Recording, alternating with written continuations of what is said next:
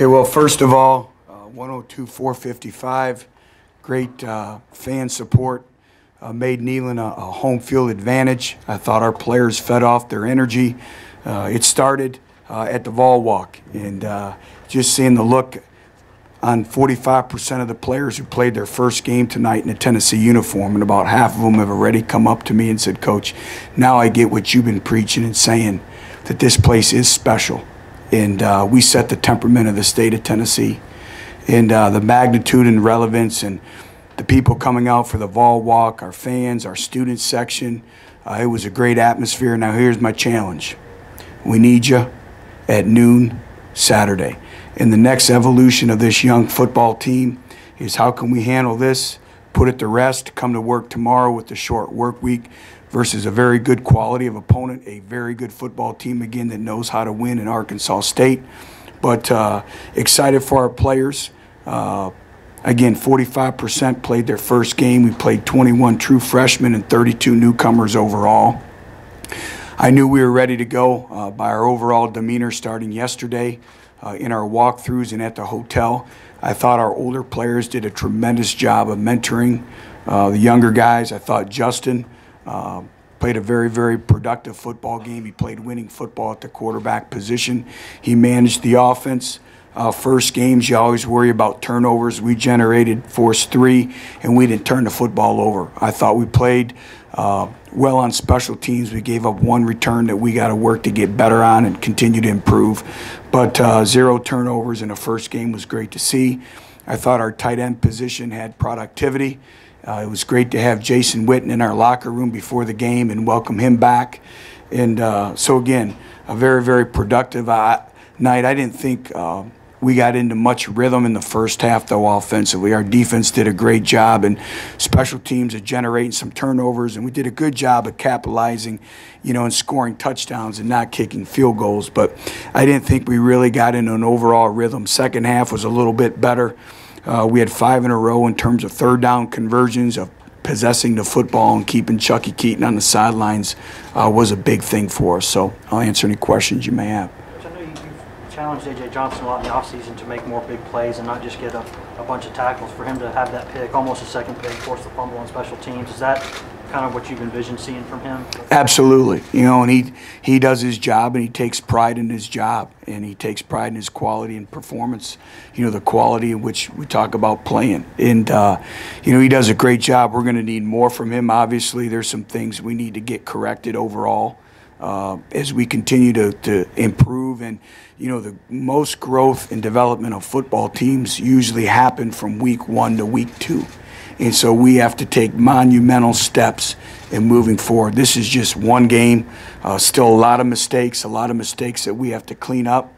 But, again, it's always great to start 1-0 versus a very, very good Utah State football team. They're a good football team against a quality opponent. Did the defense play better than you thought it would? Well, I think we've really improved our team speed. I thought we were very active. We were able to apply pressure to Chucky Keaton, and he's a great player. I thought we did a great job in the secondary. But again, being resilient, we give up a big play at the first or second possession of the game, and then we settle in and we force them to punt the football. But we're going to have to swarm. We're going to have to play with great effort. If we don't, we become very average. So effort and 63 strain, which we talk about, that has to be our calling card in everything we do in this football program. Coach, how much more reflective was this team of the coaching style that not just you, but Mike and John and everybody wants to show out on the field?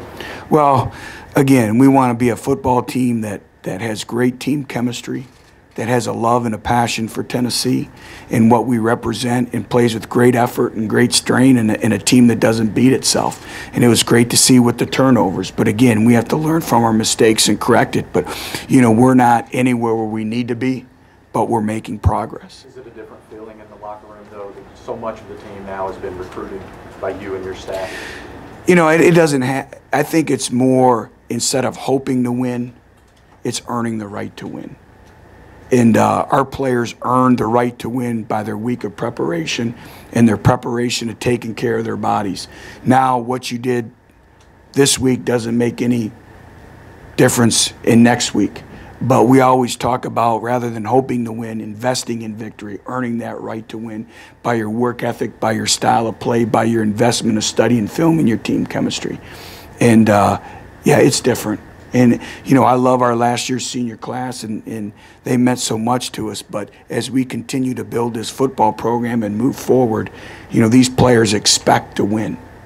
On third down specifically, why are you guys able to get them off the field so regularly? Well, I think a lot of times it was third and long situations, and we had the key fourth down stop early that really provided a momentum change, and field position was critical. You know, and so much about football is field position and hidden yardage. But, you know, I thought we stayed ahead of the sticks defensively and put them in third and long situations. As a follow-up to that, early in the second quarter, the 3rd and 1, the 4th and 1, how important is that for a young, new defensive front to develop confidence? Well, very important. I thought Derek Barnett played well. You know, true freshman making his first career start. I thought he did a very, very good job. But it is, you know, then the flip side, you know, we jump off sides and have an illegal procedure penalty on 4th and 1. We don't get a 3rd and 1. That's unacceptable. And then 4th and 1, we jump off sides, which is unacceptable. And so there are a lot of things we need to go back and get corrected as we continue to move forward. Coach, you referenced Justin already, how he played, but how important was it that you get that kind of performance from him with 5 new offensive linemen? You know, Yeah, it's very, very critical. And Justin was calm and collected, and he acted like he had been there before. And he was kind of a calming presence on the sideline. And I thought our receivers, for the most part, did a good job of catching the football. They made some really good catches to extend drives, you know, and we haven't had that in the past. So that was great to see as well. You know, and then, you know, some of the quick touches. You know, Von Pearson makes a great play in the open field, and that's what we need to be able to do. What you talk about all your young guys on defense, but the older guys are the ones to step up tonight. Just how critical is that Ryan Randolph, kind of older, but Jalen Reeves-Maybin and Cam Sutton kind of carry them for you?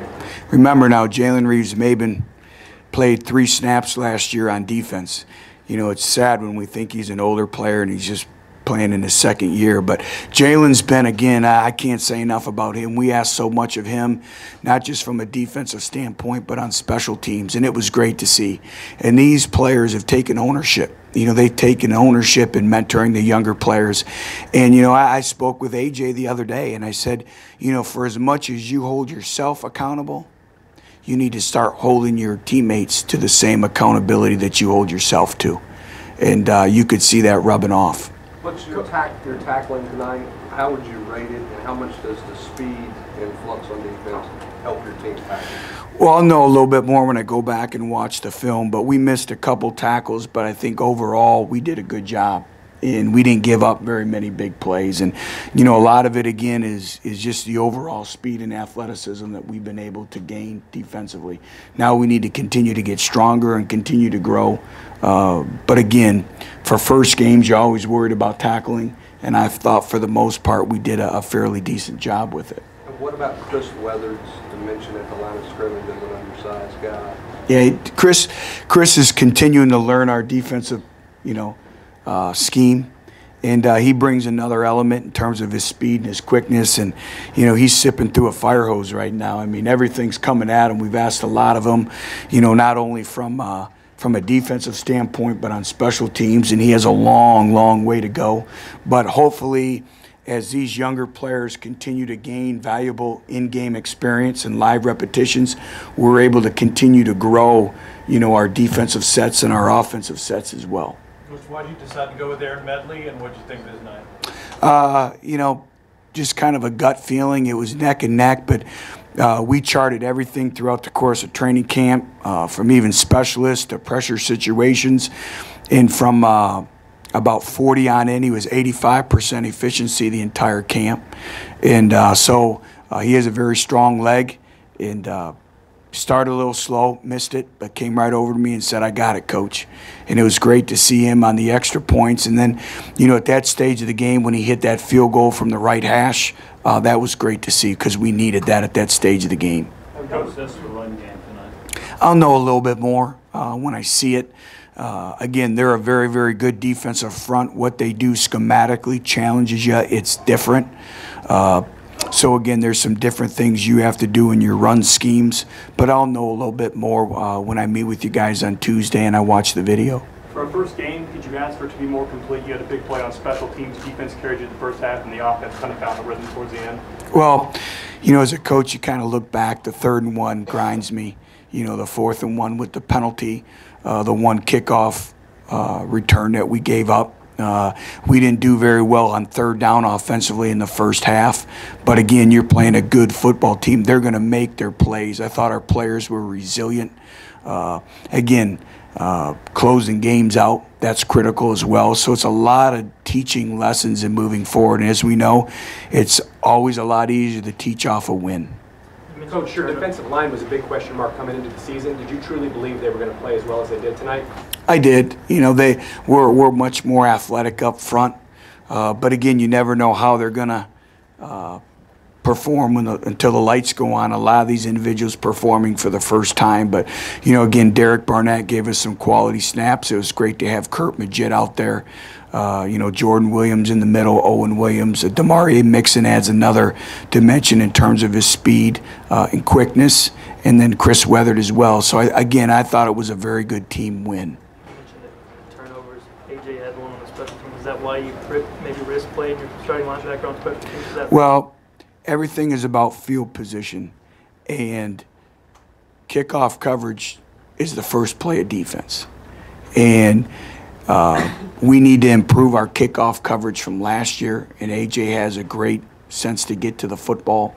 So we just felt where we're at with the youth and experience on this football team is that he needed to be on that football team, and he wanted to do it. Coach, we talked about the tight ends a lot in camp, and it didn't take long for you to show up tonight and bring you a touchdown. You did a couple plays. Just how much more expanded is the passing game because of what you can do at that position? Well, it's great to have the luxury. You know, we have great competition at that position, and to have those individuals step up tonight was big, and we're going to need to continue to have them evaluate as the season progresses. But, you know, we want to play with a tight end on the field and get into some different sets. So that was a great starting point for us. Talk about the way that Justin was really calm and collected tonight going into the game. The way that he operates in the pocket, is that sort of an extension of that? He seemed to have a pretty good feel for the rush. And when to step. He did have a good feel for the rush, and we always talk, you know, about being a high-vision quarterback when the protection breaks down, and I thought he kept some plays alive with his legs, whether it was a scramble drill out in the perimeter or picking up some valuable yardage with his legs. And so, again, I just thought the game played slow for him. He was in control of the game, and that was great to see. He took a couple of shots down the field, but it was part of the game plan to throw some underneath stuff to help the offensive line and pass protection. Yeah, you know, get rid of the ball quickly, but also we have to do a better job when we get one-on-one matchups of completing the deep football. That's probably the one thing when I look at it, or one of, you know, a number of things rather, but we have to do a much better job with the deep ball, you know, of our receivers getting off the line of scrimmage and then completing it. But, you know, I thought we did a good job of mixing it up. Any word on Jacob Gillum and Matt Garr? Those guys look like they're going to be okay. Yeah, I think they'll be fine. I'm waiting on Jacob Gilliam. I just came in here right now, and Matt Darr will be fine. Thank you.